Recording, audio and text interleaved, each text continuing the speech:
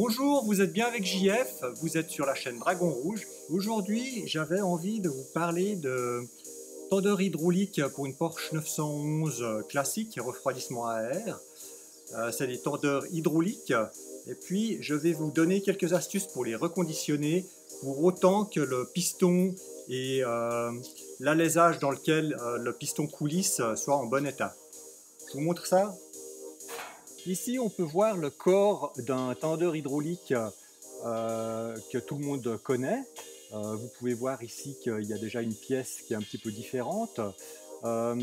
Cette pièce remplace un des petits clapets à billes qui se trouve sur la partie supérieure du tendeur. Il y a un autre clapet à billes qui se trouve à l'intérieur du cylindre dans la partie inférieure et qu'on remplace également pour justement reconditionner ce tendeur hydraulique.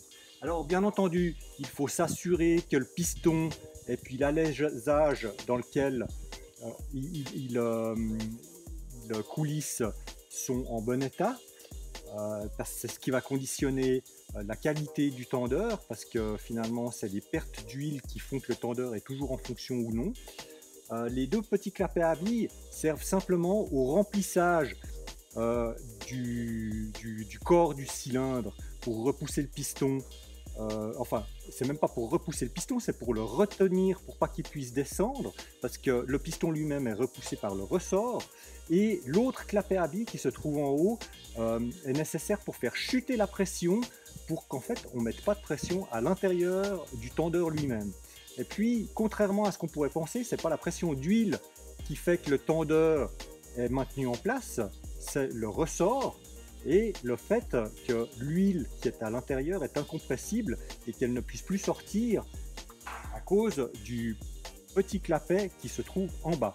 Alors là, vous pouvez voir que j'ai utilisé des purgeurs de frein à clapet, donc pour faire des purges facilitées, on va dire.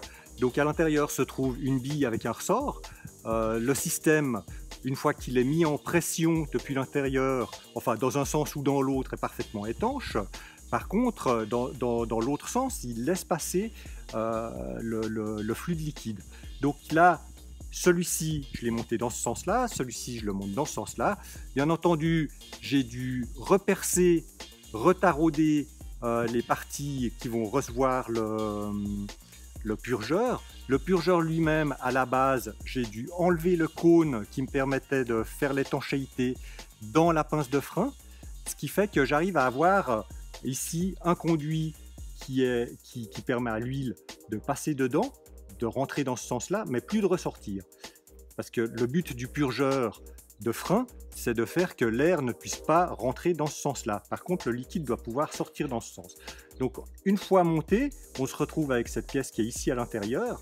Il a fallu enlever le sipan une fois que le purgeur était monté, de façon à ce que le ressort puisse coulisser librement dessus, sans contrainte, sans être bloqué, et de faire que les pièces puissent cohabiter sans avoir de problème. Maintenant, il me reste simplement à remonter cette pièce à l'intérieur, remettre le circlip qui se trouve ici. On a l'autre purgeur qui se trouve ici. En haut, on a le piston qui se monte là, avec un circlip également pour le retenir. On peut le comprimer, mettre la goupille de façon à faciliter le remontage, et puis on a un tendeur hydraulique qui est reconditionné et qui est reparti pour un tour. Bien entendu, il faut également s'assurer que la surface ici en haut est suffisamment plate pour pouvoir continuer à faire son usage.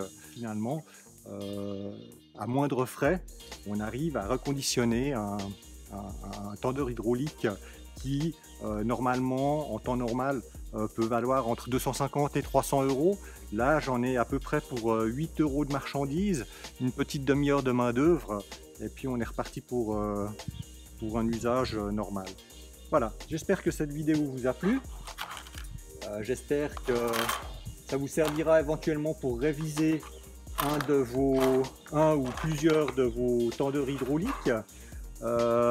Je vous suggère de vous abonner à la chaîne si vous voulez avoir d'autres trucs par rapport au remontage d'un moteur d'une Porsche 911 1968 que je suis en train de remonter.